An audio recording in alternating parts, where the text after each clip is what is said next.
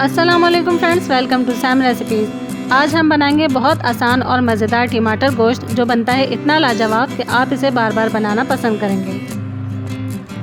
इसके लिए हमें चाहिए 1 अदद दरमियाने साइज़ की प्याज बारीक कटी हुई। टमाटर मैंने लिए हैं 5 अदद दरमियाने साइज़ के बारीक कटे हुए। 750 ग्राम्स बीफ मीट लिया है, आप चिकन या मटन से भी बना सकते हैं। सबसे पहले एक प्रेशर कुकर में 1 प्याली ऑयल लिया है। ऑयल गरम हो गया है, अब इसमें प्याज शामिल कर देंगे। गोल्डन ब्राउन होने तक प्याज फ्राई कर लेंगे।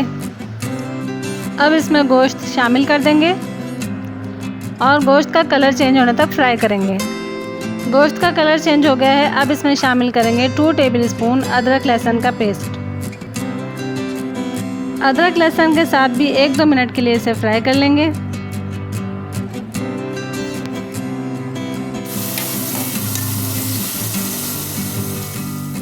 अब इसमें शामिल करेंगे स्पाइसेस, हल्दी हाफ टी स्पून, पिसी हुई लाल मिर्च 2 टेबलस्पून, कश्मीरी लाल मिर्च भी 2 टेबलस्पून, इससे कलर बहुत अच्छा आता है। नमक 1.5 टीस्पून या फिर हस्बे जायका। मसाले को अच्छी तरह से भून लेंगे कि ऑयल सेपरेट हो जाए। सबसे अच्छी बात इसमें यह है कि मसाले इस्तेमाल बहुत कम होते हैं।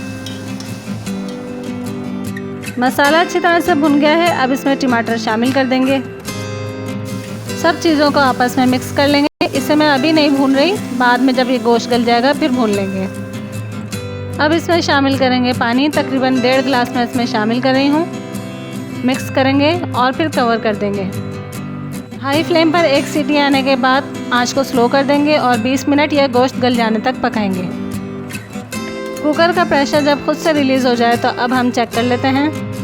गोश्त गल चुका है, अब हम इसे भून लेंगे।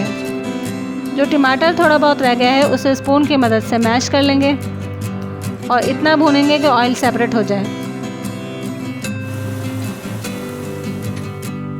ऑयल सेपरेट हो गया है, अब इसकी थोड़ी ग्रेवी बनाने के लिए आधा गिलास पानी का शामिल करेंगे। बॉयल आने के बाद बस 1 मिनट इसे मज़ीद पकाएंगे और ये देखें थोड़ा गाढ़ा गाढ़ा इसका शोरबा है, हमें ऐसा ही चाहिए। आखिर में इसमें शामिल करेंगे 5 से 6 हरी मिर्चें और बस चूल्हा बंद कर देंगे। जी फ्रेंड्स, तो अब डिश आउट कर लेते हैं ये मज़ेदार सा टमाटर गोश्त। देखा आपने कि कितनी आसान रेसिपी है, ट्राई ज़रूर कीजिएगा। चैनल पर नए हैं तो सब्सक्राइब करना मत भूलिए। अपना रखिएगा बहुत ज़्यादा ख्याल। अल्लाह हाफिज़।